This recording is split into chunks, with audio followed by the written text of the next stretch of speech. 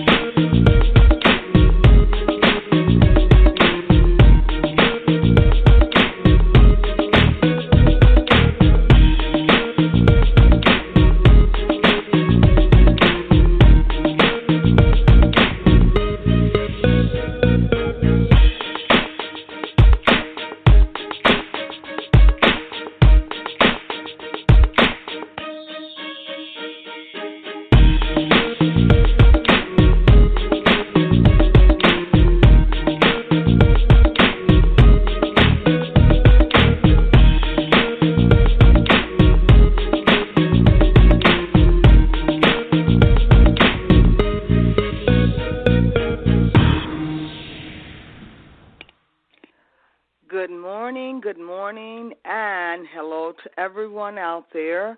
To my followers, I say Habari Gani. To those who would like to be followers and subscribers, I say come on in and join our group.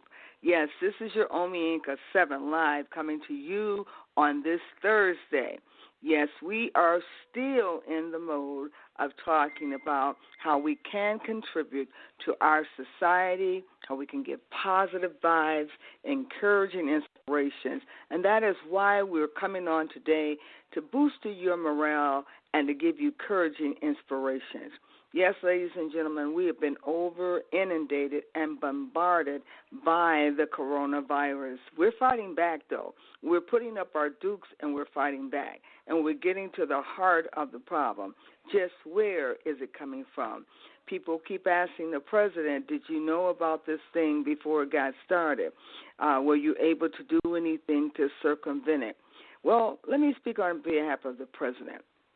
None of us have a crystal ball. And none of us are sitting 24/7 at our desks figuring out things that are going to preset us.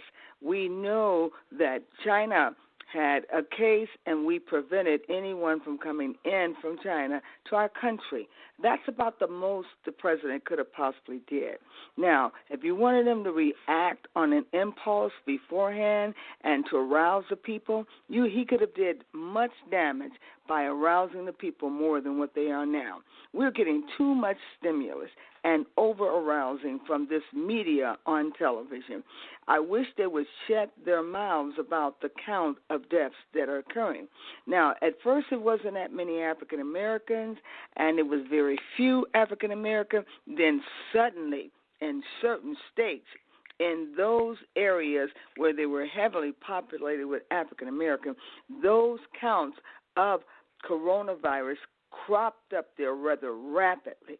Now, what could have caused that? That is the question we should be asking. Why suddenly more deaths of the African American is because we have less ability to go and have regular checkups with our doctor. Is because we didn't have our medical, but we had Obamacare. We were not lacking in medical. Most of the African Americans that were on food stamps and SNAP, they were getting their Medicaid supplement. So they were going to the doctors. Yes, granted that most of them might have had those high and consistent conditions such as diabetes and such as renal dialysis, as high blood pressure. Now, let me tell you African Americans something. I've been telling you for a long time to check into the consistency of that triad condition, high blood pressure, sugar diabetes, as well as renal dialysis and digestive enzymes problem. All of those conditions seem to beset African Americans. Why? Why? When we are eating our soul food and we are growing stronger, but we're taking that doggone medicine, which will cause us to have a resistance of insulin because we're pouring more insulin in our body, causing our body not to produce any insulin, telling it to shut down. We've already inundated you with this insulin. We've got to start checking on how does these triad conditions fit together, and why do you see so many African Americans that have these conditions in a clump, a bundle, coming in a bundle? When you go in for your diabetes, now they want you to come in to see if your blood pressure is high. Oh, your your kidneys are starting to fail. Let's put you on renal dialysis. Okay, is this a ploy? We have to check into this, ladies and gentlemen. Somebody's trying to kill us. And I hate to say this, but we've got to come to the conclusion that if we are the candidates that are prone for this particular virus, does it have our name on it? Because we have these various different conditions that are pre-existing conditions. Let's start working on those pre-existing conditions. We've got to. Because when they first give you your diagnosis, you have a right to a second opinion to go into another doctor to get examined to see if he concurs with the first prior diagnosis. And I want you to be proactive in this because it's going to depend on your life. If this coronavirus continues to go on, then those who are susceptible with these triad conditions will be the most vulnerable people that will be susceptible to the condition. And that's why they can pre-examine and pre-categorize and give you an estimate of how many blacks are going to die based on how many of the blacks have pre-existing conditions. Now, isn't that something? Isn't that something? We got a virus that's earmarked for people that have pre-existing conditions. Now, what do? Let's start working on our diabetes for one. Let's kick the hell out of diabetes and just get on the horn and start sharing with one another what we do to maintain diabetes. And I'm saying that because when you're healthy, you don't want your diabetic condition to cause you to have to constantly flood your body with all of this insulin. When your body makes insulin on its own, quite naturally it's going to reject it and you have insulin resistance. Now your insulin has stopped functioning. It will not make its insulin. It will depend on the insulin that you're putting in the body. Now, you got people going into the hospital with renal failure because whenever your pancreas stops producing the substance that it's supposed to produce, your renal kidneys will start to fail. Now, you're in there for a renal problem. Next thing you know, here come coronavirus up on you. Now you got to deal with coronavirus in addition to dealing with that renal dialysis failure. Now you're on a renal dialysis machine, and they're pumping all your blood out, cleansing it. Ladies and gentlemen of the African race, hear me now. We've got some work to do. This is a wake-up call for us to go home and say, what are the natural herbs that I have in my cabinet that I can start treating myself? Some people are taking more pre-diagnosed things that they have come up with through their own mother with, and they are battling this diabetes. I know that because I am. I know that a predisposition diagnosis could turn into a permanent one. So what do? You change your diet. You cut meats out because they carry uric acid and cause a lot of infection. And then you incorporate your seasons and putting them in your food, such as cinnamon. Cinnamon can sweeten your foods and give you the taste you want and cut down on the sugars that you're overabundantly taking in your system. We've got to cut back on certain meats in our diet, and there is no two ways about it. Going into the store to buy meats that carry all kinds of infections and that also carries those fatty acids that are going to continue to be the bad fat in your body. But we've got the coronavirus. That's what we're here to talk about. But we got the pre-existing conditions, and you're more vulnerable to the coronavirus when you have pre-existing conditions. Those are the people that are leaving this earth.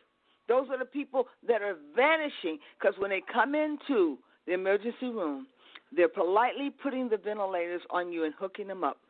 You're having a respiratory arrest. You're not completely breathing, and they want to make sure you have enough airways going through your nostrils, so they put you on the ventilator. And guess what?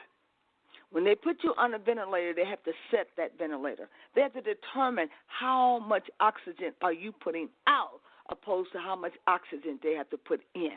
They have to do the blood gas test on you. They run the blood gases to determine how much oxygen you have in your blood. And then in determining the oxygen, they will set the ventilators according to that outcome of your blood workup. And hopefully you will remember to breathe on your own. Hopefully you will take that breath yourself and begin to breathe for yourself so they can wean you off of that ventilator. If not, you will begin to forget to breathe and not breathe at all one day, and the machine will begin to miraculously stop breathing for you, and you will become brain dead on a ventilator, doing nothing but letting the machine breathe for you. And guess what? These machines are set up to be a no code, meaning that if you should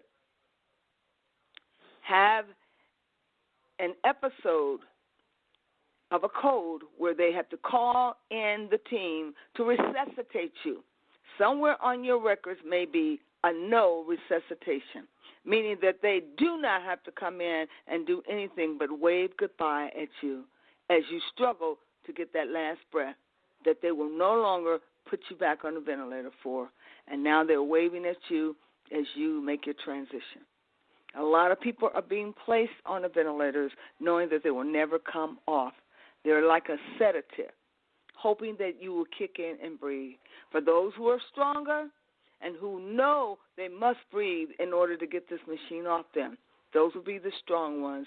Only the strong will survive, and they will come off the ventilator as they wing them off. Now, I'm saying this not to frighten you, because the television is frightening you enough. I'm saying this for you to get a hold of yourself at home in your kitchen instead of grabbing and gravitating to all this food and just bringing any kind of food in. Be selective about what you're eating. Limit your foods.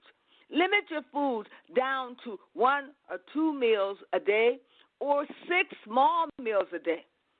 With the overeating, the food will make you heavy and prevent you from being able to heal your own body.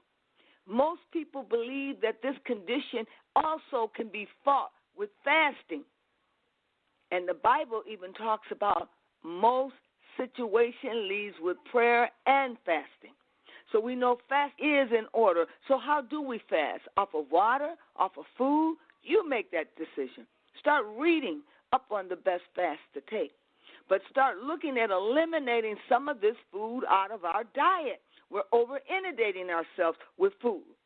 We can take small meals throughout the day and make sure that we are eliminating like we should. We're expurgating this waste that is sitting in our rectums waiting to poison us to death. If we got mucus in our body, guess what? The mucus is going to be in our colon, and we've got to clean our colon out. We've got to run that fluid out of us because that mucus is laying in the linings of the rectum and the colon area.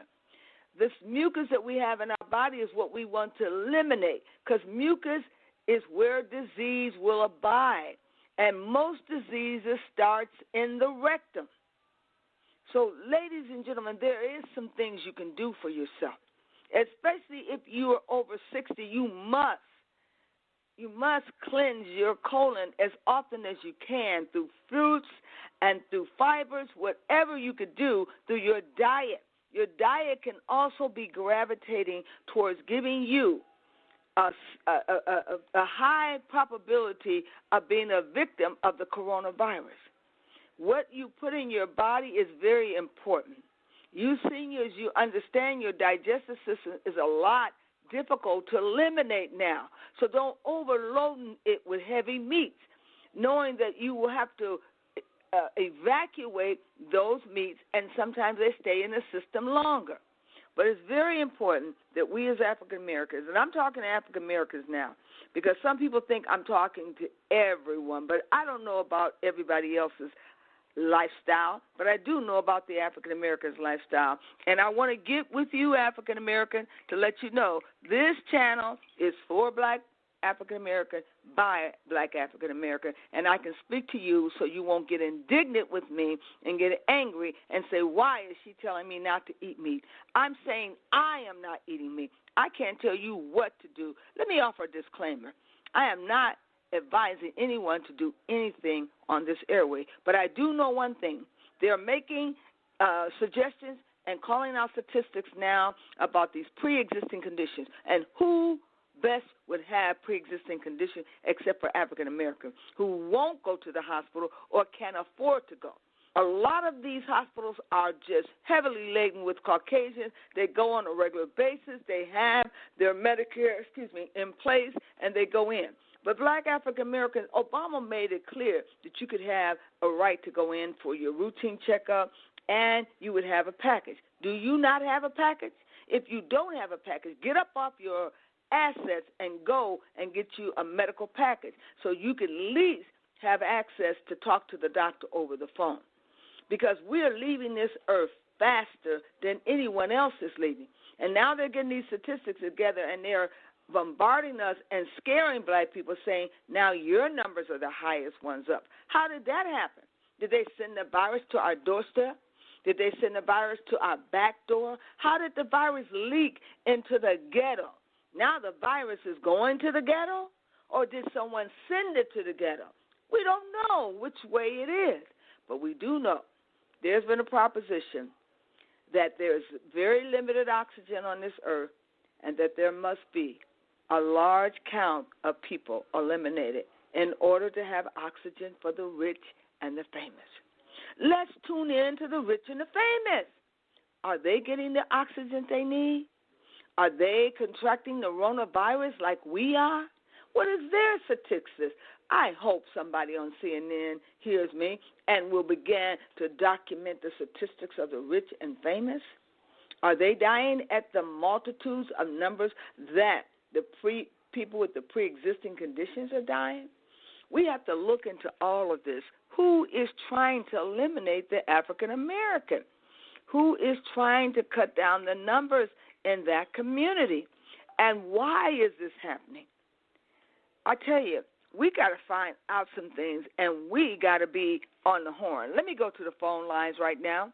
Our phone line is 760-539-3247. You can call in with your opinion about what you think is really happening. Once again, our phone lines is 760-539-3247. Call in with your opinion. I'd love to hear from you. I'd love to hear what you have to say. This is your Omi speaking to you. I'm coming to you continuously. I want to put it on your mind that we have an issue here that needs to be talked about.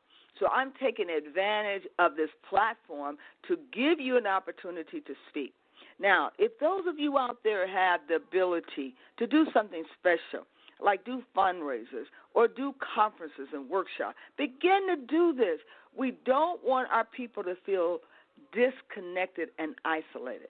As you know, I am doing an annual conference that we won't stop.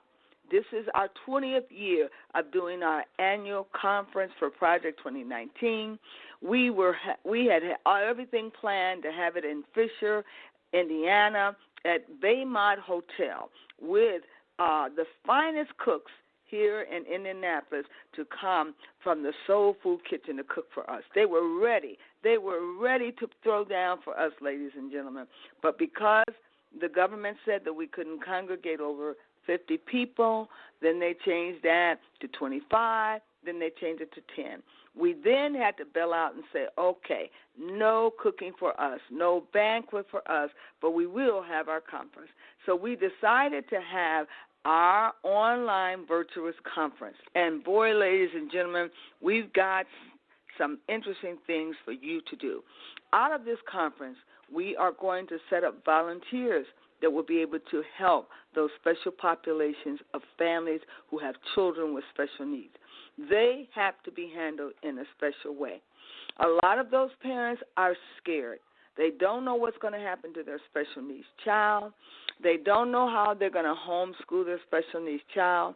They don't know if their children are going to get the proper assistance that they need, because a lot of them are over inundated by being there on a daily basis with their special needs child. We're going to be addressing the laws of special education, how we can revamp some of those laws and reorder the laws.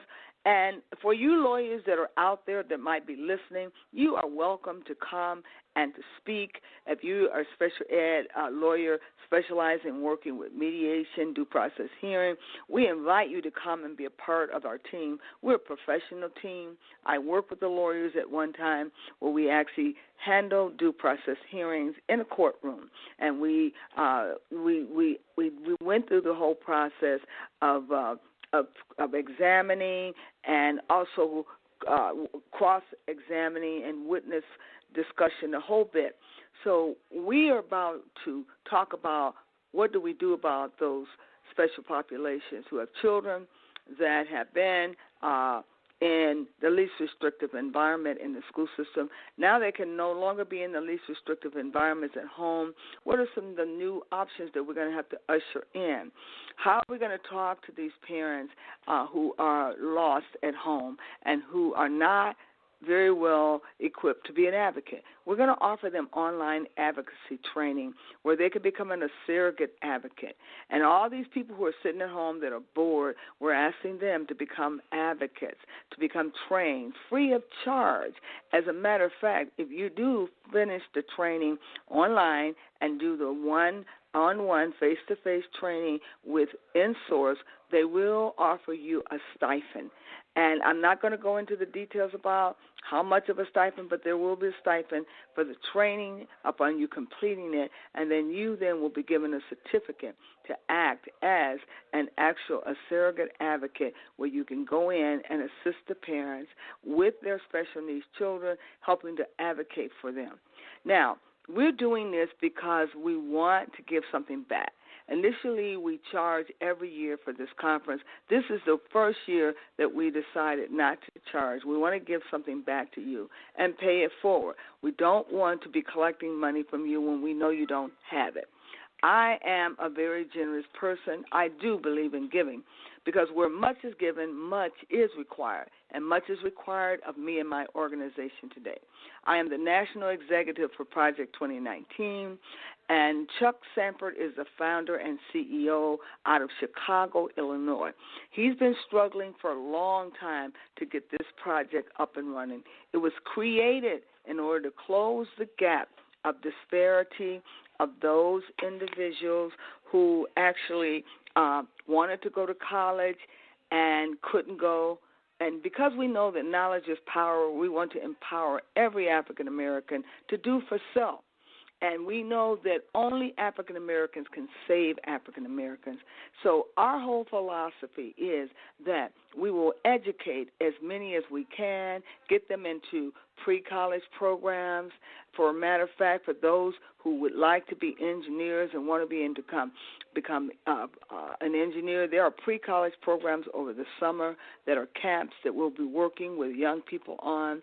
I was just conversing with a small engineering group, inviting them to our conference to let them know we want them to be out front and we want them to shine because we're pushing for technical fields such as the medical field, medical records, phlebotomists, and we're pushing for the field of coding, becoming a medical coder so you can code these doctors' diagnosis and procedures. And then we're pushing for engineers who can take a situation and solve a problem. And we're starting with the young little bits. We're going to start with the little bits that are like my little Ferrari and teaching them how to solve problems through blocks. We are problem solvers, and we know that every child has a potential of being an engineer. I know that because I raised an engineer myself, and I started with him when he was very young, and he said he wanted to be an engineer. We made it happen. We put every option of technology in front of him for him to solve. And as he began to work on these projects, he got better and better until he became a geek.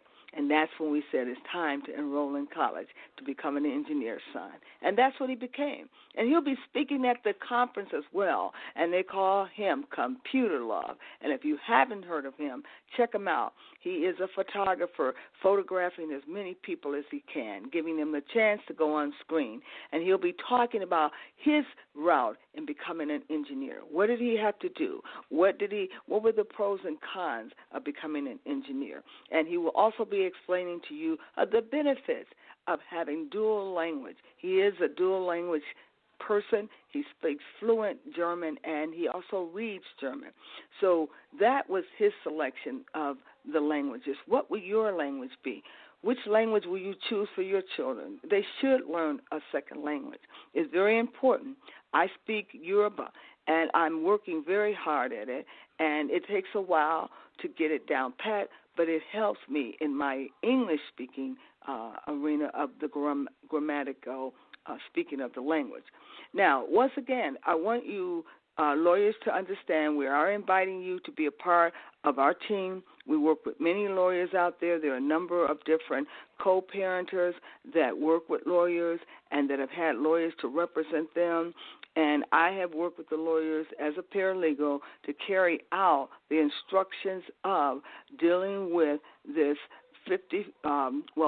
94-142, dealing with 504. There are many different laws we work with, dealing with the articles, Article 11, and we invite the parents to come to get this extra knowledge that they need, and we will have our keynote speakers, and then we'll break out into our small groups and go into our various different rooms, and we will have conference online.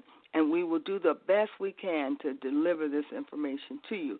And if you haven't seen already out on the Facebook, there is an advertisement where you can register with Everbright and you go and get your tickets. You can get up to 5 tickets that are free and complimentary for you to bring one of your friends. And tell a friend about it, especially tell a family that has a special needs child. We are focusing in on the families with special needs. They need a lot of help. They need a lot of support. And today I'll be speaking to those families of special needs. Now, getting into my topic, I like to say that I became acquainted with special education over 30 years ago, where I was actually I was asked to come in to work with attention deficit parents with hyperactivity and without hyperactivity. I work with the psychiatrist in setting up one of the first support groups out in Schaumburg, Illinois, Hoffman Estates, and explaining to the parents the need for support groups and how they need to come together and support the families with special population. I work with that group, and it actually helped me to formalize my own in-home technical assistant program where people could call in and get help for their special needs child. And I would direct them to the various different sites. I did win an actual scholarship, a windmill scholarship, to train teachers and to train other potential parents. And that training has become television ready now. We put together a 5-day training synopsis of the special education law, the process of least restrictive environment, IEPs, and so far and so on. And that training will be available, and those who come to the conference can pre-order those particular tapes and have their very own tapes. Now, the reason why we're also doing this conference is that we want more and more parents who are very well versed in the laws to be participant to answer the RFBP, to have their very own family resource center that they will set up in their communities. And we will have teams of people that will be able to sit on their boards to help them to write and answer the RFBP to apply for some of the grant funding that is out here for special needs communities and parents who set up their own family resource center. Now, the PIs have been in every state and we have one right here in Indiana, in Source, but the parent information centers are cropping up all over the states, in all 50-some-odd states, and we're encouraging you to apply for those fundings and with the help of someone to sit on your board to help you to write the grants. There's about 10 $100,000 grants that are given out every year to those who write the best grant. And that's what we're going to also follow up with a grant writing program, not in this particular session. We're just going to speak on the topic, but we're going to actually have a workshop where you can come to a grant writing procedure. How do you write the grants for the Parent Information Center? What are the tools you need? And we're going to provide you with the tools and assist you. And hopefully you will be one of the recipients of those 10 $100,000 grants. Now, ladies and gentlemen, all this stuff that's happening with the coronavirus, I had no knowledge that it was going to be upon us. But because it is upon us, we must find a way to give something back. I come from a very giving family where we were always in the community giving something back because the community was so gracious in assisting and aiding our family in many different ways. And as we grew stronger, we started giving something back of ourselves. And that's what I was taught to do, give something back. So I've been more of an advocate in my lifetime than being, a paid professional. I am a teacher by profession. I am licensed K through 8 in Indiana, licensed K through 9 in Illinois. So I have always had the opportunity to have those two states at my disposal where I can help both of those states in doing continuing education courses in child development. And we will be focusing very heavily on classes in the area of child development, CDA, helping you to know where to go and get that funding. There are scholarships available for those teachers who would like to become licensed. They are now pushing all child development centers, to have a CDA credential or some type of technical certificate or 2-year associate. And if you don't have that, they're not going to allow you to work in the profession. So you definitely want to hear about the child development. We're going to have Mrs. Brittany Sharp. She will be speaking on the process of becoming a trained and licensed child care provider. She does own her own child care center, and she will be speaking on our small breakout rooms as well. And we will have Terrell Garth will be speaking on one of our panels, and we will also have, Computer Love speaking on the topics of dual languages as well as on engineering, what it takes to become an engineer. So for you new millennials, you want to come and hear some young blood speak. You don't want us all old fogies up there speaking. Chuck will give the opening introduction, explaining to you why Project 2019 was created and what purpose, what is its mission, what is its objective, what is its goal for the future. And he did have a goal for 2019, the year of 2019, to see how many people would be given credentials and degrees, and we did not meet the match. That mark that he had for the number of people having their credentials was limited. Now, we're still pushing for you to go back and get a credential, whether it be an indirect route of a 2-year certificate, whether it be a 2-year associate degree, or bachelor's or master's. We're pushing for you to get those credentials. And if there are people out there that have had some success stories and would like to be recognized through our organization, all you need to do is slip us an email and tell us what you obtain your certificates in or your advancement, and we will be careful to extend to you a certificate from Project 2019 and call your name out on the actual air and acknowledge you. But you must contact us soon, and that is OMIYINKA1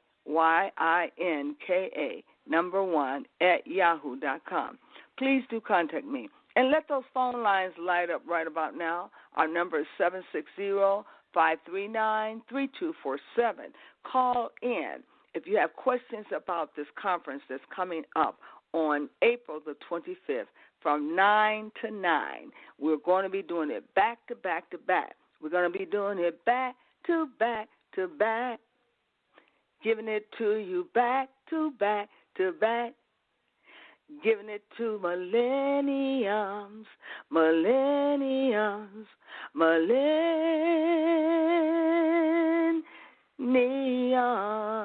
That's right. We're calling all the millenniums out to be a part of this. We want you to take over. We know you got that takeover spirit, and we want you to come on in. This is your annual conference that we're giving to you because we want to get those young millennials licensed and certified to become a surrogate advocate, and they can get out in the communities and work independently as a contractor, helping their own people in the community and working independently to help those children that are misdiagnosed in special ed to get reevaluated for English as a second language and placed back into the mainstream. We have far too many young black males that are put in to special ed because it's the pipeline.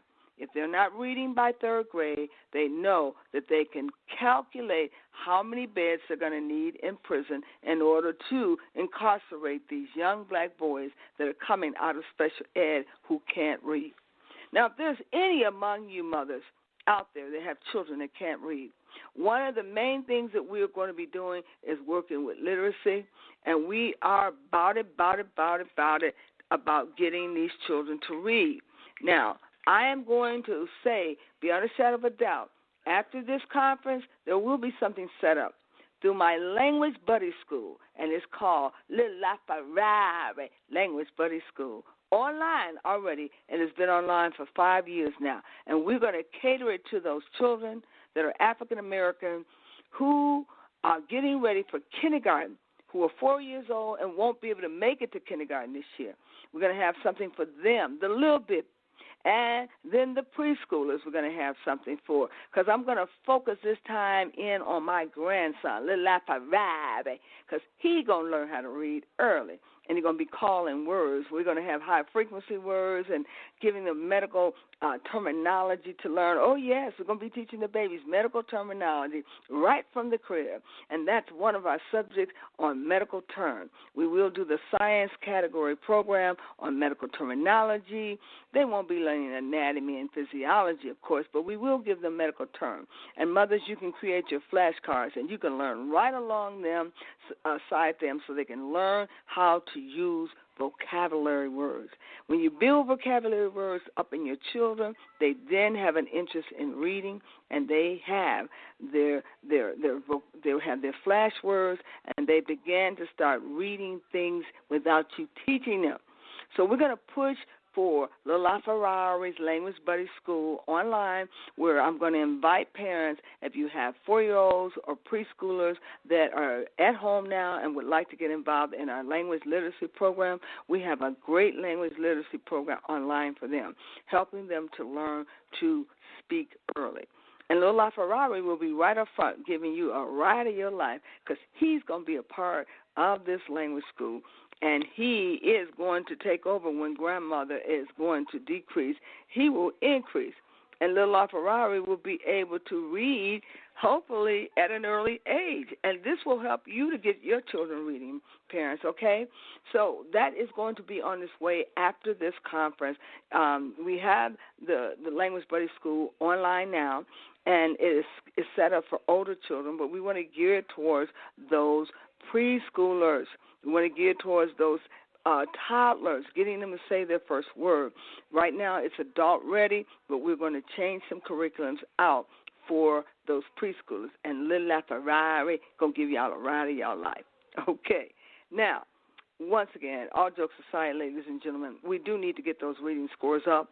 It will help Project 2019 to be able to check your stats on how many children are learning to read early. It will help us to know that the more children we got reading, the more they will possibly enroll in some higher level learning. And that's what our goal is, to help you enroll in classes for higher level learning. And don't forget, your life experiences count too. One of the things that we do, and we do it very well, is we work with those people and their life experiences. We give you credit right through the Council of Child Development Association for the CDA for your life experiences. Up to 480 clock hours if you've had that kind of time working one-on-one with children, toddlers, preschoolers. We give you credit for that. So you come on board with 6 months of experience that we give you credit for.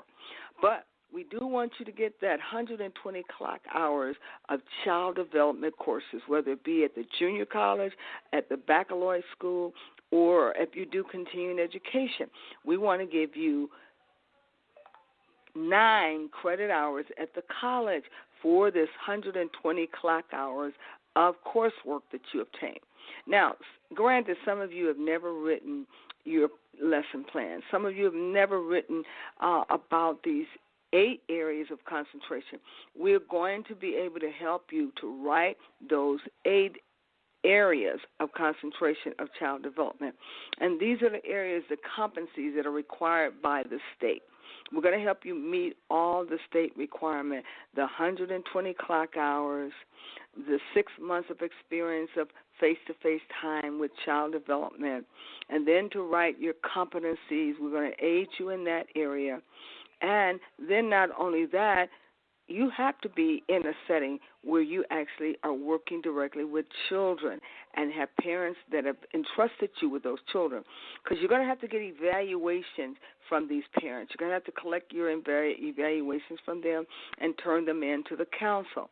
So you want to be working somewhere in a child development center. You can even volunteer, but you have to be working somewhere in order for me to come in and do your observation. Now, all of this has been planned. I did this for the United States Army overseas. I assessed them. I went into their child care centers, observed them, did their evaluation, and then I set up one of the very first in-house training programs for CDA credential. And those women went through the CDA credential. Even though they were working daily on their jobs, I could go out to their jobs to assess them, to mentor them, to evaluate them. And we're pushing very hard for this non-traditional program because there are fundings out there. There are grant fundings that will pay for your tuition, and that tuition is somewhere around $800 to $1,000 to complete these 120 clock hours. And there are places that have set up grants that you can fill out applications for, the scholarships rather, and receive them. And we want to push that because we know there are not that many men in the profession of child development, but we want to push it for men as well as women. And I actually directed that program here in the state of Indiana as a contracted person for the state. They send me out to mentor these candidates who are going the indirect route of getting their child development associate certificate. So that is an area that we push very heavily. And I want you to know that you can go after these credentials, and then you can set up your schools in the home, working with preschoolers and inviting. Once this thing is over with, you can have that license together, and then you can determine if you want to have a school in your home. You can go with Montessori. Montessori is not trademarked. You can use the title Montessori and have your school focus in and basically target it for Montessori. Now, I've said a whole lot of stuff, but what I really want to say is that I'm concerned about our people and the fact that we just don't have time and we're not giving like we should. But we're givers. So step out front and step out on faith. I did it. To do this conference, it took a lot to make the decision because I thought that it would be no way. But I had to step up and step out on faith because I don't know how many of you are coming to the conference, but I do know the Holy Spirit is going to prompt each and every one of you because we're doing something good for the special populations of families with special needs children. We have a focus here. We're not all over the place trying to help everybody. We know our niche, and we know our expertise. I have expertise in the area of special education law. I'd like to give it back to you.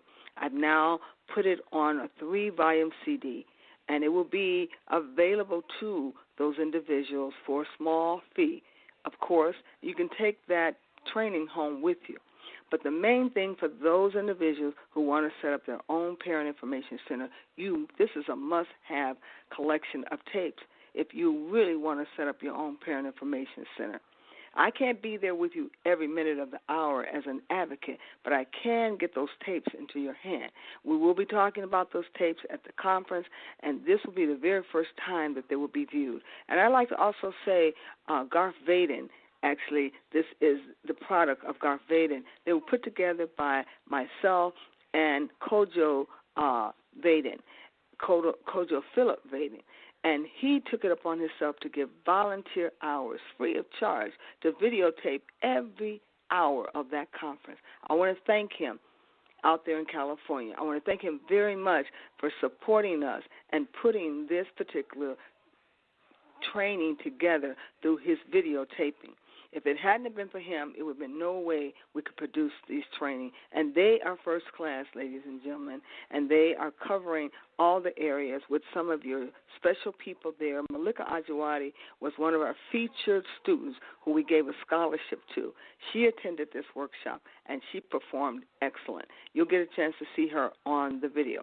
Speaking of Malika Ajawadi, who was our national executive who passed and made her transition I think it's been about 5 years ago now. She was very adamant about Project 2019 getting off the ground. Chuck Sanford had brought her on board as the national executive. I worked with Malika Ajawadi there in Milwaukee. We had an office next door to each other. I was working with the families of children with special needs, going out into the community, focusing in on Hispanics and African Americans, and she was working with Project 2019. She convinced me of the urgency to sign on with Project 2019. I answered to the beckon of that calling, and we became friends ever since. I then began to work with her in Project 2019 to get it off the ground. We then had an actual university that was connected to Cornerstone University, and we were an extension college of Cornerstone University, offering courses in co-parenting resolution, offering parents and child development, and we then began to take in a lot of volunteers. A lot of our volunteers were ministers, Minister Thomas, then there was Minister Simmons, and Minister Benny Davis. We had tons of ministers that were volunteering. And if you are hearing my voices out there, Minister Davis, Benny Davis, my big brother Benny Davis, who I grew up with, I want you to know that if it hadn't been for you guys' help to get Project 2019 up and rolling and offering online classes, we would have never met our objective. And I want you to know that you always have a place here in Project 2019. Just say the word. And we want to get this message out there to all those people who might not know that we have a conference coming up. We have tickets that are free of charge. You do not have to pay for them. I repeat, we pull back the fundraiser. We're going to save that for something else. And on this occasion, it is on me. We're giving our time free of charge. We're not asking a penny or a dime for anyone to enter this conference.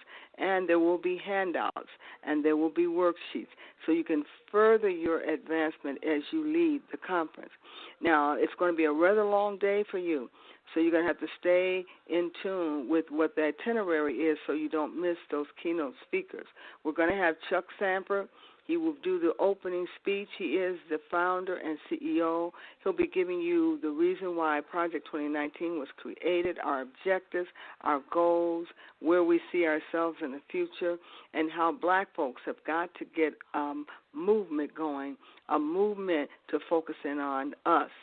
Because it looks like a lot more of us are dying and no one's saying anything about it, and we're having to ask, what are the statistics of black people perishing? And they're just now telling us. But we have to take a handle of this ourselves.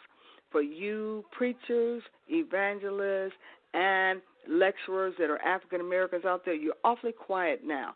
I can't hear anybody pray. Now, I know you want to get your tithes in and you're probably getting your messages in online. That's good and well. But we had a few people that thought they were going to defy gravity right here in Indiana who wanted to continue with church as usual. But our governor told them not so. You will not be conducting an actual service in your church. So that's all over. In a way, I'm kind of glad a lot of this stuff is all over and done with. We will never know church the way we used to know it. Our communities will even change, and they will not be the same. Maybe this is all for the better. Maybe all of it had to go. Maybe all of it had to be flushed down the toilet before anybody could see a new organization come on board. Well, we're the new kids on the block, and we're bringing and ushering in a new movement. And your movement is going to have to start right in your community. You are not going to be able to get away with not participating in the parent information groups or not participating in PTA. You're going to have to be about it, because your children are at stake now. They don't have a school to go to. I am a licensed teacher. I can help you set up your own schools in your home school. When my sons lost access to logistics overseas in Germany, I put together a home school that even the white children wanted to come to, and I did permit them to come.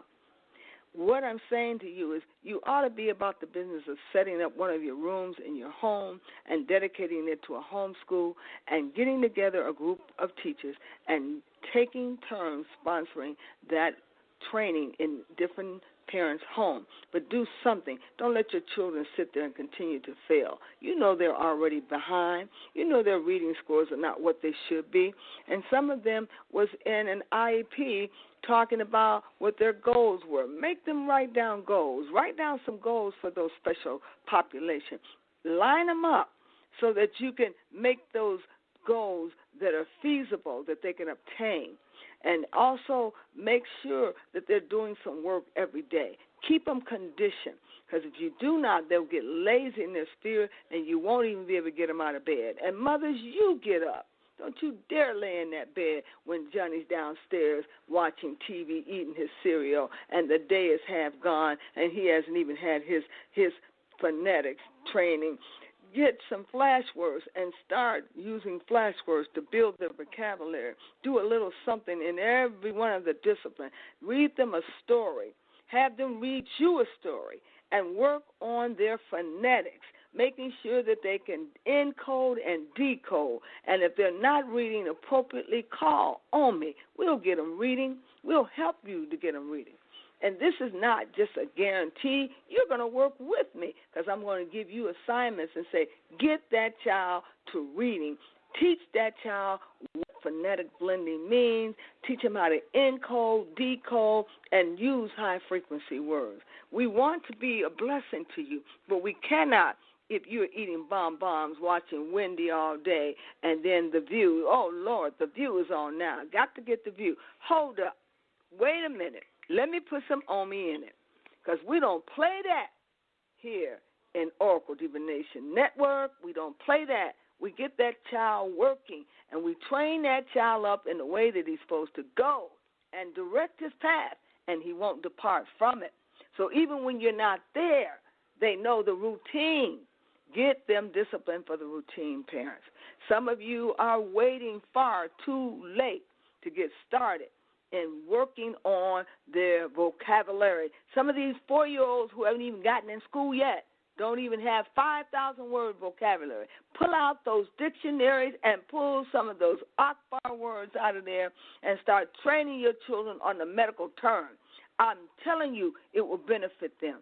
When you come to my medical term class and you bring your preschoolers in there, if they can talk, they can say the word. And guess what? They can build their vocabulary and begin to teach you something about the medical terminology. Because this is a prerequisite for anyone that wants to work in the medical field, taking medical terms and taking anatomy. They're the entrance into the medical field. I can help them to become a phlebotomist with just the medical terminology. And once they get the medical terminology together, they can read the doctor's orders. And then they can be a medical subscriber who subscribes the doctor's orders. But this class you don't want to miss. We're going to be offering that class because we want individuals to understand the medical terminology. Even you, mothers and grandmothers, you need to know how to read the doctor's orders. What did the doctor say? What kind of diagnosis do I have? You don't have any information. You're lost. And this will give you a foundation. And I know this because when I taught for Blue Cross Blue Shield and I had a chance to learn about medical terminology, I wasn't just set with learning about it. I had to go and become a teacher of it. So now I'm contracted with those who actually teach the medical terminology and want me to perpetuate this training throughout the nation because this is a foundation that you must have. Understanding your diagnosis and procedures. What did the doctor do on the procedures? And why am I being denied and my claim is not being paid? What did I have? Supercalifragilisticexpialidocious, that is not one of the medical terms. So you're going to have to learn something more than just big words. You're going to have to learn how to read them from back to front and diagnose those terms so they tell you what it is you have and what the doctor prescribed for you. A lot of you are afraid of knowing. You don't want to know. You say it's all up to the doctor. No, it's not. The way people are leaving this earth and how they're having to horn up and put hospitals in churches and cathedrals. We might have church emptied out, but they're going to fill up with the hospitals that we once had. And a lot of people are going to have to come out of their comfort zone and offer some volunteer. Now, respiratory is an area they've always told us that we might have to come out of our comfort zone and offer some assistance doing the blood gases, not only the blood gases, but also setting up the ventilators and assisting those patients with monitoring the ventilators. All of that is necessary. We have emergency crew out there that are going out there. But guess what? They're doing their jobs. And a lot of them have to be employed to be careful, not to jeopardize their character, not to jeopardize their ethics, because your ethics is being tried on every account. Do this and do that. Hold up. Don't do nothing. Stand there. Sometimes doctors and nurses will give you wrong instructions. If it's not written down, then it's not an order. Just because they verbalize it, you are not carrying it out until you see it in writing. Is there an order for this blood gas? If not, you can't carry it out. You have to remember your ethics, nurses. Please hear me out, because so many nurses have gone to court for doctors who given oral orders and then retracted them and said they didn't give them and that the nurse had no business carrying out that order without a written order, and they were right. Nurses, some of you are eager to jump out there, but you're not trained well. Take it from Omi. I stood side by side in the emergency room with the doctors and nurses, ready for a cold blue, with my ambu bags, breathing the breath back into life of people. Then to cart them up and get them ready for blood gases and drawing their arterial blood gases, watching some people who didn't know what the hell they were doing when they were drawing arterial blood gases and sticking the bevel in downwardly, damaging arteries, damaging veins when they didn't know what they were doing. You never jump up and do anything that you weren't trained to do. And if you don't have the skills, you must say it, because it's better to be honest and keep someone alive than to damage their artery or vein. It didn't stop there. Some of these people were rolled into intensive care under our auspices to hook up the ventilator. And once we hooked up the ventilator, we had to compare our blood gases to determine how much oxygen that individual had in their blood veins and to determine how much oxygen we needed to give them through the ventilator. I don't think it all ended there. That ventilator had to be monitored. When the person was breathing more, then the ventilator had to be turned down. If the person wasn't breathing enough, then the ventilator had to be turned up. But at one given point, we would pray that these people would be strong enough to breathe on their own so you could wean this person off the ventilator, and hopefully they would be able to stand on their own. But in most cases, some of the people would forget to breathe. And you know what happens when you miss the H2O oxygen in your body, and your brain doesn't get the oxygen. It becomes atrophy, and then it becomes brain dead. And then you are keeping a corpse alive with just this ventilator going up and down, and the person is not breathing at all. Then the family have to come in and make a decision whether to wean them off, or prior to going on the ventilator, some of them decide, I don't want this person resuscitated. I want them to be a no code. Please do not resuscitate them. Just walk in the room, walk by and wave your hand and say farewell, and let them go on with their struggle into death. I've seen this happen, but there are so many ethical things that we have to remember. Are we going to be involved in unethical things? Are we just shoving some of these people off to death? Are we really giving them a fair chance to make it? I don't know how many of these people right now are being shoved off with these ventilators to die with no monitoring, because I can't see how a few people could monitor all these ventilators. It's almost impossible. So a lot of them will die on the ventilators who could make it, but there are just not enough people to monitor the ventilators. I want you to hear me good now, nursing staff. You have got to be of good moral and good conduct, because everybody can't work in the medical field who are unethical, because there's a lot of unethical things that are done. I know that, because some of us fight to get out of the emergency room because we see far too many unethical things happening, and the doctors say, shut your mouth and go about your business. And I've seen too many practicing doctors that walk out who want to practice medicine, and they are practicing, and they open up the cavity of someone's chest, and they tell them that I am practicing medicine. You're right, you are. You are practicing medicine, but at the expense of somebody who could have came out of the hospital. So a lot of us have been told, don't go into the hospitals, call first. It has to be a great emergency. But nevertheless, some people are knocking the doors down because they're hypochondriac and they want to get in there because they think they got something. They caught something. But they don't know how detrimental it could be to their health, because even though these nurses are wearing gowns and masks, we sometimes become septic. And even the respiratory therapists were septic when I was working in the hospital. We are septic. We can give each other infections, and we carry septic diseases that we pass on. And it doesn't have to be the disease that kills you. It could be the nurse that has a septic condition that has not been brought under control. So what about MRSA? Let me talk about MRSA for a while. For a minute there, they kept pretending like MRSA didn't exist because they didn't want the insurance claims to pay them. And a lot of us contracted MRSA from nurses, from going to the hospital to get our bodies examined.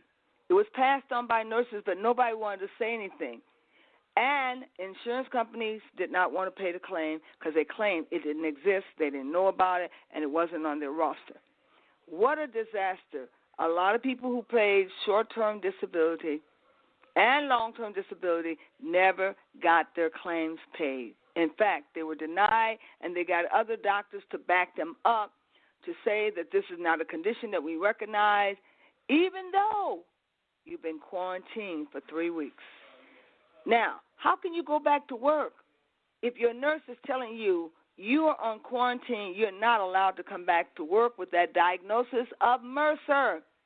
You then go home and you sit it out for 3 weeks, and then your employer begins to call you and say, come to work, there's nothing wrong with you. And you say, but, the nurse said I'm on quarantine. Well, I'm telling you to come to work. But then you got the nurse saying you can't come back, we won't sign you back on, you have to be quarantined.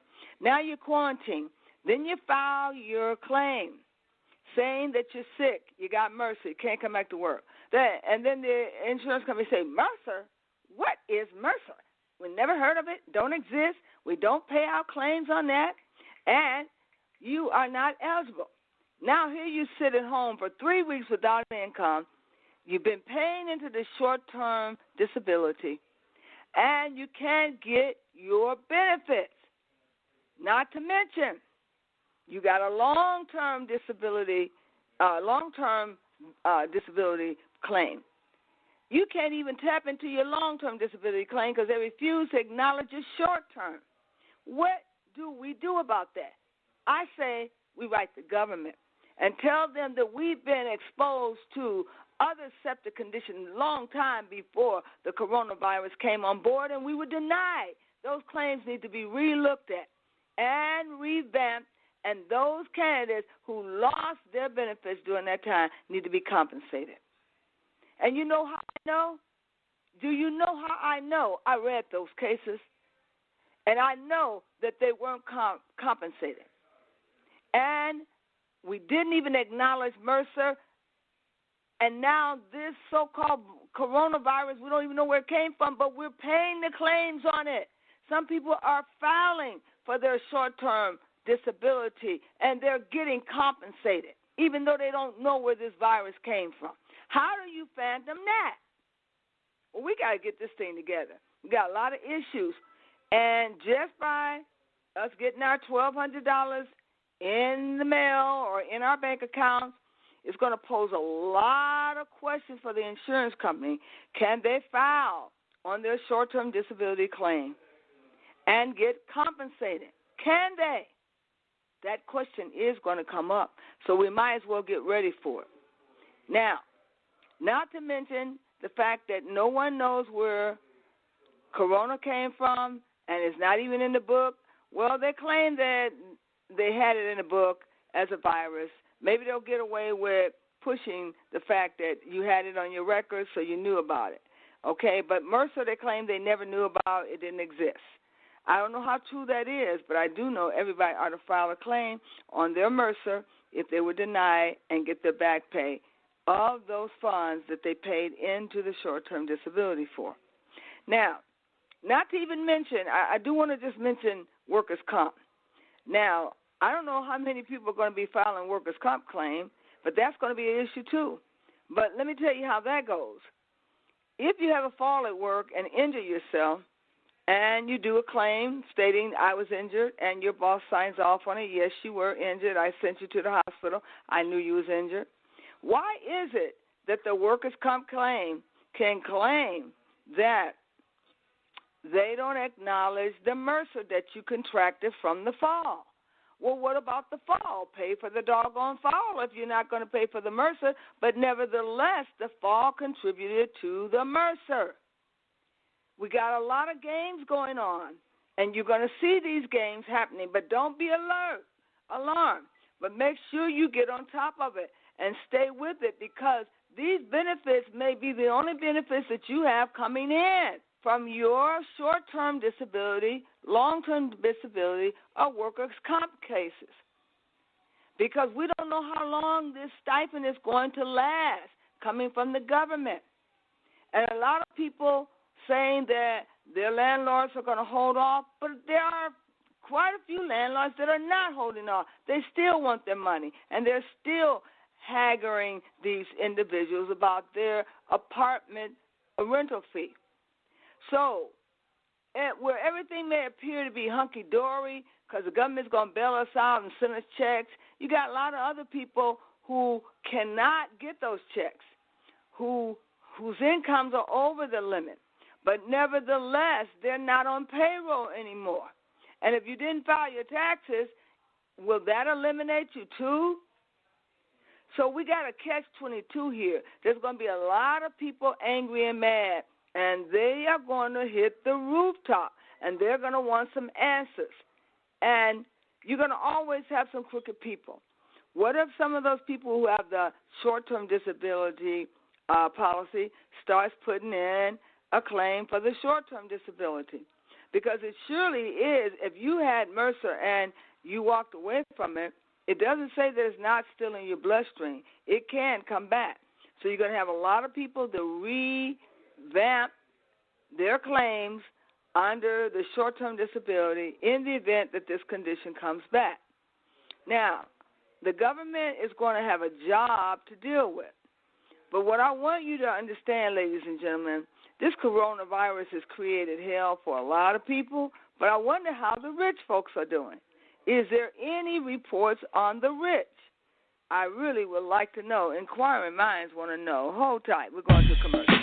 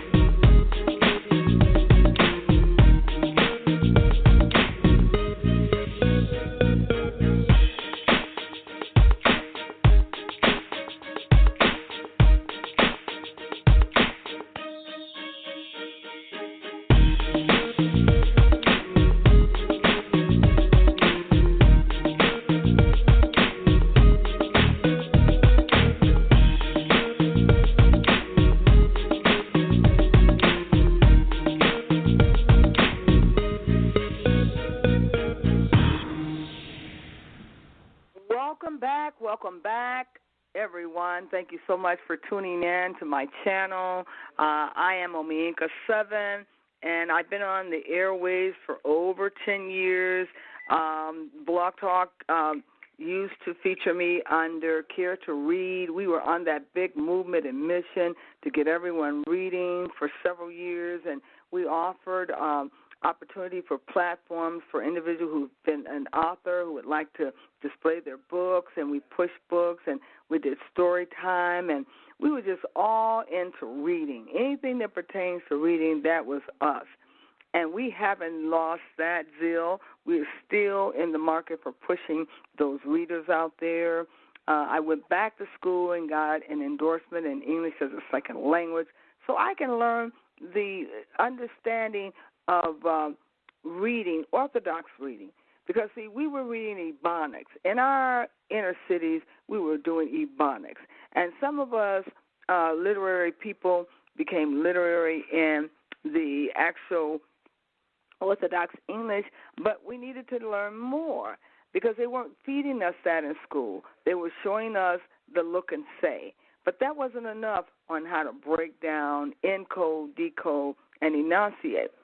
So I became very interested in that aspect, so I went back for a second master's and endorsement in English as a second language.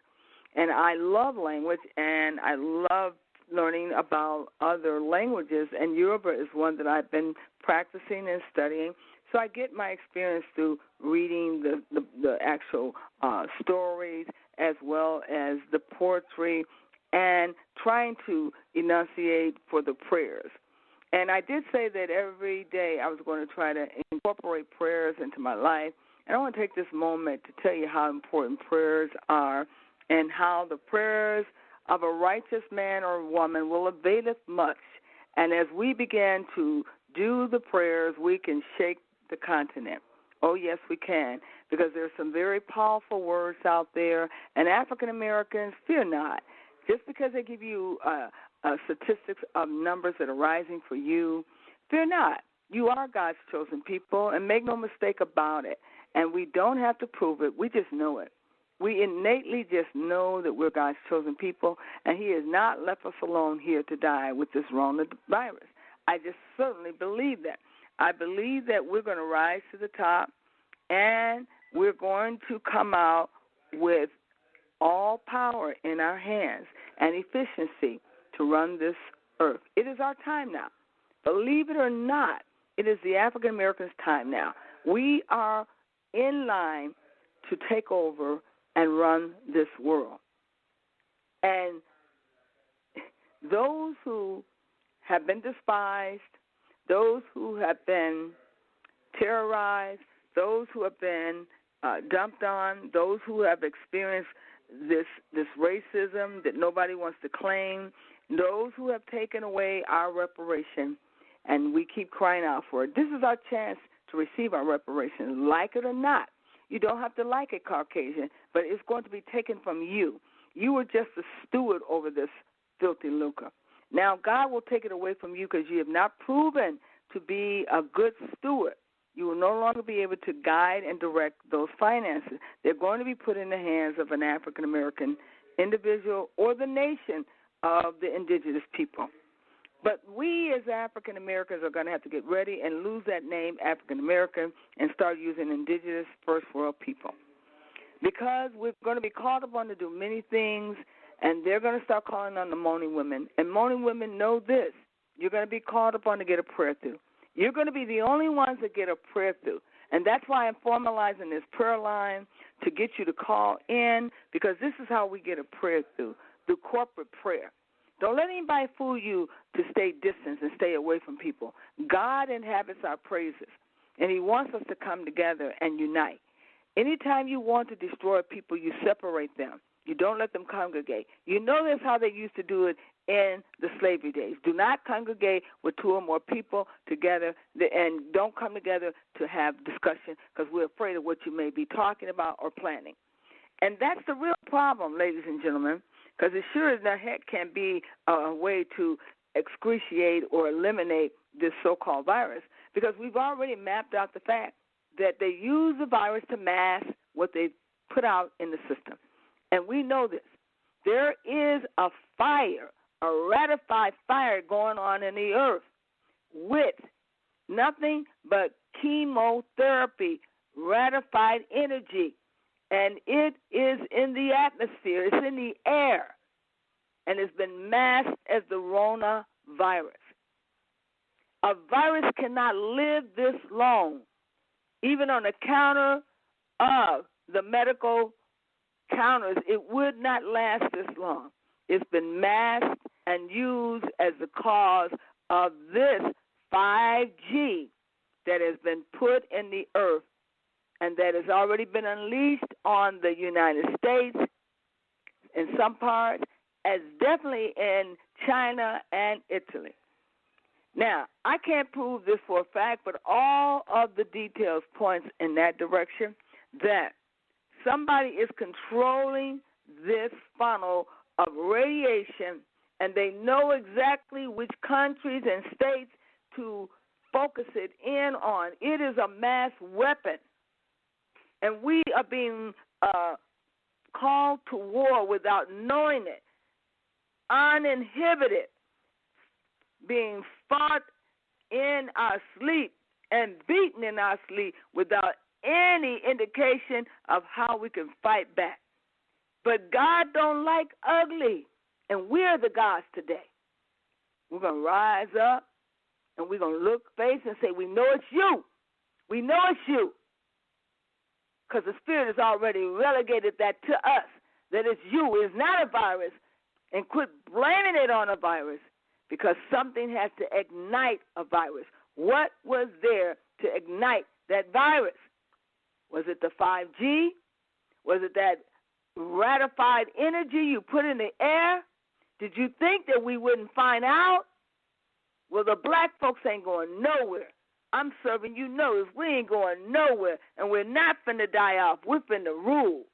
And if you want to make us think that we ought to be fearful and have gnashing of teeth, we're not going to fight you, because our weapons are not carnal through the pulling down of stronghold. We're going to go into this prayer today, ladies and gentlemen. You ought to get in this prayer with me and get blessed and get saved and get protected, because God has not given us a spirit of fear, but of a sound mind.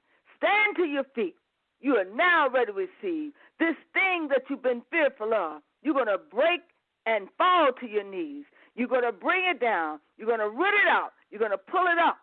This mass symptom, you have masked this radiation to look like a virus? Hell no. We're not letting you put it through that way. We're going to reject it. We're not receiving it. And when we don't receive it, it will roll up and die. This energy that you put in the atmosphere, we're sending out the gods today, the gods with the big head full of wisdom. That's you and I. There's no God coming down out of the sky.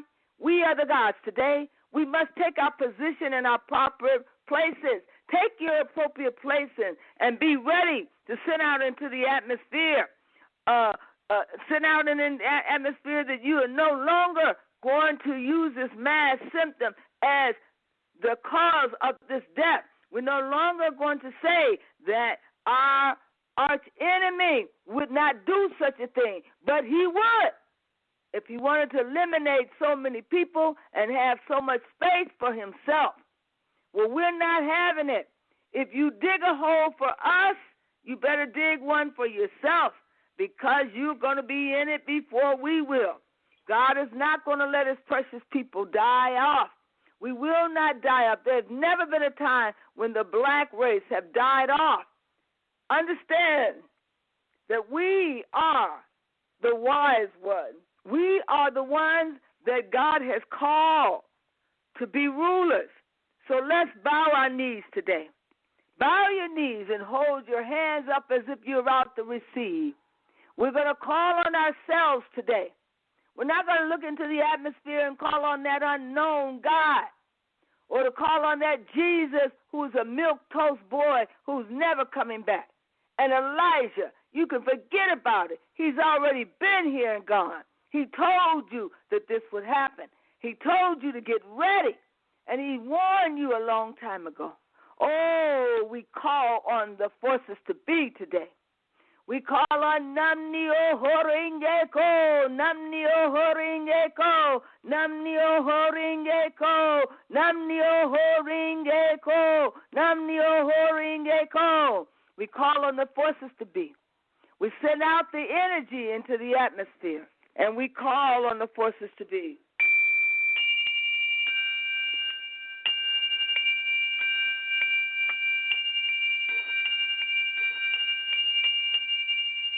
Send the vibrations into the atmosphere.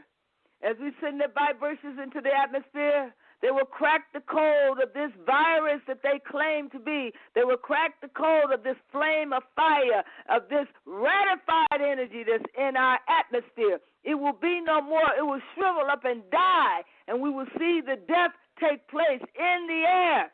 This is a battle in the air. And there was foretold that there would be battles in the air, and that's what we are doing today. We're fighting in the spirit today. This is a battle that has came on us without even notice or come upon us to try to take our breath away. But you will not take our breath away. We have authority. We have power, and we're calling up the ancestors. Get up out of your grave, ancestors. Come and stand with us. We need your melanin. And our melanin will fight back. It is our melanin that will win this war. It is our melanin that will penetrate and stop the deaths of this so-called virus. It is no virus. We call it down. It is fire. It's ratified energy. And we know it to be ratified energy. And these 5G that you're setting up throughout the nation, they will fall down. They will not stand up. In the mighty name, we decree that they will fall down. They will not be rooted in our earth. They will not have the authority. And you who are suffering with the virus, call on the mighty name of your ancestors.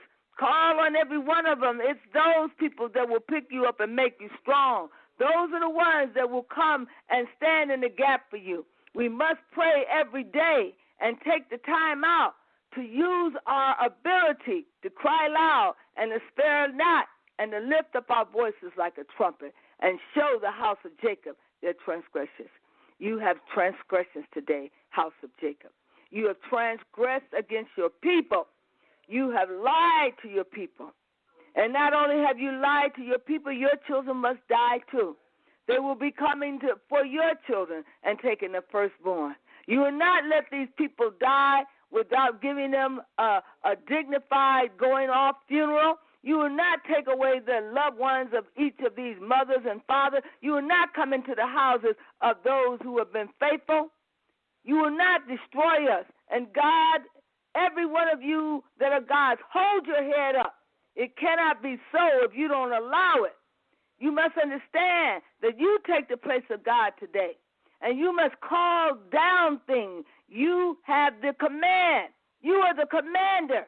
I command this wretched disease to stop. I command these so-called leaders to stop pumping in this chemical into our families' lives. I command every one of you workers that are in that hospital to tell the truth about what is going on. I command you to start speaking out. And this is a command from our in-depth souls. We have the ability to command you today. We are the commanders, and we command these falsehoods of this coronavirus reporting to stop, and the truth will be told. We command it, and whatsoever we command in the spirit, it will come enlightenment in the natural. And we thank you. We thank you, ladies and gentlemen. Amen. And we're praying to ourselves today. We're not praying to some false God out there or some fake Jesus. We're praying to ourselves today, because we have to get up and do what it is we say we're going to do. And we have to be on the money and know that we are powerful. And we're going to have to tell some people to sell their coat and buy a sword. Get their mouths prepped, because it is throwdown time. We're going to have to fight a battle, and it's going to be fought in the spirit. So gear up and get your spirit together. Gear up and get your spirit together. We are not just talking about nothing. Hold to. Hold on.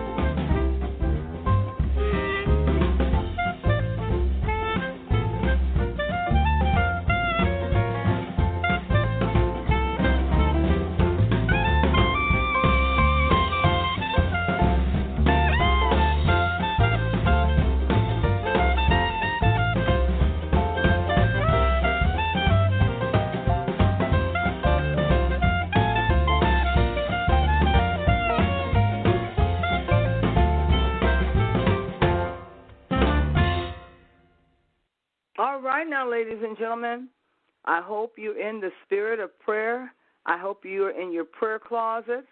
I hope you've gone in and you've lit the candle and you've set the 9 glasses of water up and you've called on your ancestors, Eli, and you've called on your mother spirit, your father spirit, and Olodumare, and you've asked them to take over and to permeate your prayer room. Set your prayer room up. Make sure you go in there once a week and sit down and command. Our commander, and you have it within you to command, and you can set the pace because you are the gods now. There's no other God out there in the atmosphere that's coming for us. Now, we talked about racism. Is it going to increase because of the crisis that the virus has caused? I believe so. It's already begun. We're going to have race wars in the street because of racial differences. We might as well talk about them. We might as well talk about going into our own, staying with our own race of people, and doing for self. Now, this thing about we're now all family, and we're all in this together, it is a stage cliche. You can see the difference when people are really in need. Their true personalities come out. We're going to have to eliminate this racism because you're going to have to do as the black people tell you, and you're going to have to be able to bow down to somebody that is of a darker hue. So you might as well give up this racism because you're going to have to come to us for the cure, and you're going to have to come to us for encouragement. And us being the ones that have been despised and looked at differently, your racism days are going to end. You can no longer practice racism on us with denying us the opportunity to get loans, to get homes, and to move into neighborhoods. We're going to be in control now. And this racism thing is going to be a thing of the past. It won't exist up under our rulership. We won't allow it to. You're going to have to humble yourself, white people. You're going to have to get in a position so that someone will rule you. We are your parents. We are your authorities, and we will be giving instruction, and you have to be ready to take instruction. Just because we see the Caucasians in rulership now, there are a great deal of you that are dying that you're not documenting, and you're leaving this face of the earth. And because you're dying, you're not populating and replacing yourselves. But we are. We're still having babies. But you don't want to tell us that. You want us to think that we're underpopulated. We're not underpopulated, and we're not dying in this major catastrophe. A lot of us are going home and getting better. We're not the ones that this particular indictment was intended for. God is going to preserve us so that we can rule again. How would he kill off all these people that he needs to rule again? We're going to take our appropriate places, and we're going to stop racism. So you might as well get ready for it right now. Those who want to continue to practice racism, you are going to have to make some great decisions. You're going to have to determine to be fair, or you won't be in this new dispensation. Racism will not be a thing of this particular dispensation. We are going to eliminate racism for once and for all, and there will not be anybody standing over us decreeing biases, thoughts, and belief system. We're going to have to grow out of some of these older things that were set up to destroy us. We're going to have to get rid of them, and they will have to be no more for once and for all. If you're practicing racism in your community or in your schools, I want you to give it up because you surely will not make it if you're practicing racism. Now, they ask the question, can black people be a racist? No, we can't. We don't have the ability to withhold anything from anyone. We don't have the power like that. You must have the ability to withhold things from people and have the power to be a racist.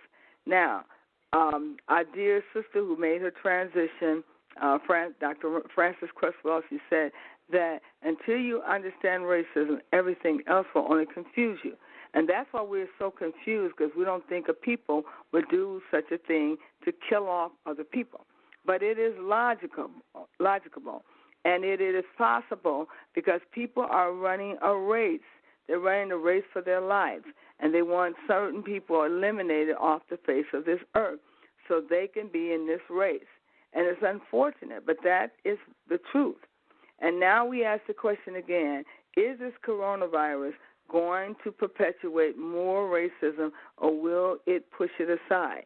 If we are in control in time, the African race, we will have this country cease and assist with racism. And we will not practice it on our own. We will go about the way of living a righteous life and teaching those that have been living unrighteous to clean up their act. And maybe this is an opportunity for God to clean up the world and to change the way people think. Maybe this is an opportunity to scare somebody stiff. But I don't want you to use fear to be fearful of anything. I want you to get in your proper position and know that racism is on its way out. And we can help usher in peace and tranquility and love and long-suffering. And this is our time now, African Americans, to usher in peace and love. Because they will say, oh, look at how they love one another. They will know us by the way we love one another. They can't keep us apart. and they will not stifle us, because this is how the war is going to be won, when we show and demonstrate that we can be fair and we can be loving and kind, and then have not I drawn them with love and kindness. We're going to draw them with love and kindness. And all of this supernatural stuff of dying will be a time of the past. African Americans every day decree that you are not leaving this earth. You are not leaving this earth through the coronavirus, and we can command this coronavirus to dry up and to die off. And all of these 5G, you're going to tell the story. You're going to open your mouth and tell the story about how you crucified all these people and you detonated all these lives. Problem. And when you do that, there will be gnashing of teeth. But I just pray that there won't be rumors of wars, and people will come to their senses and realize that we must keep peace upon this world. Peace, peace is what they're going to say when there is no peace. But we've got to make it better. African Americans, we have to come up with a solution, and we have always fathomed our way out of these situations, and we're going to have to turn things around. So why not do it now? Let's get together, Milwaukee, Wisconsin. Let's get together, Detroit, Michigan. Let's get to Gary, Indiana. Let's get to Gary, Indianapolis, Indiana. Let's get to Gary, Danville, in Illinois. Let's get together, Avon, Indiana, and let's do this thing and turn things around. We can do it. We're going to start off with our grand annual conference. Please make sure you're there. Get your tickets now. Go on Everbright and get your 5 free tickets and show up and ready to show out. Thank you so very much. You've been grand to listen to. Oh, Dabo and Baba Booey to y'all.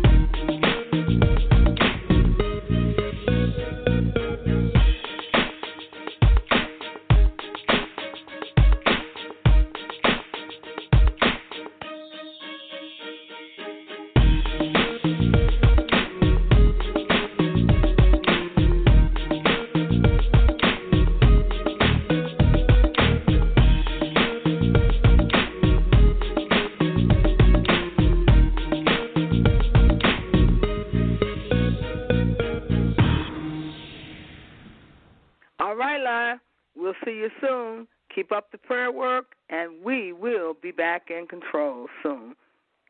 Keep the prayer lines going. Oh, Dabo.